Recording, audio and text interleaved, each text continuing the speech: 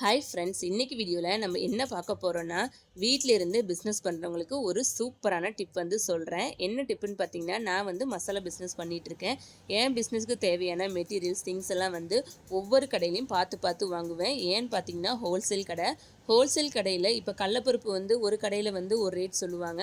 அதே பக்கத்து கடையாக தான் இருக்கும். அதே அந்த கடையிலையும் பார்த்தீங்கன்னா குவாலிட்டி வந்து சேமாக தான் வச்சுருப்பாங்க. ஆனால் ரேட் பார்த்தீங்கன்னா கொஞ்சம் ஜாஸ்தியாக இருக்கும். இப்போ வரமிளகா வந்து ஒரு கடையில் வாங்குவேன், கொள்ளு ஒரு கடையில் வாங்குவேன். அப்படி பார்த்து பார்த்து வாங்குறப்ப நம்ம வெளியில் போய் ஒரு திங்ஸ் வாங்குறப்ப நமக்கு வந்து ஒரு எக்ஸ்பீரியன்ஸும் கிடைக்கும். ரூபானாலும் ரூபா ப்ராஃபிட் வந்து நமக்கு கிடைக்கும். குவாலிட்டியும் முக்கியம், அதே சமயத்தில் நமக்கு ரேட்டு கம்மியாகவும் கிடைக்கணும். அதனால் பல கடைகள் ஏறி இறங்கினாலும் பரவாயில்ல, நல்ல குவாலிட்டியான விலை வந்து நமக்கும் கம்ஃபர்டபுளாக இருக்க மாதிரி பொருட்கள் வந்து வாங்குங்க.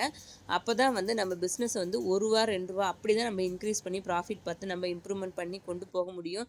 நம்ம வந்து அலையறதுக்கு சோம்பேறிப்பட்டுட்டு ஒரே கடையில் எல்லா திங்ஸும் வந்து வாங்கக்கூடாது.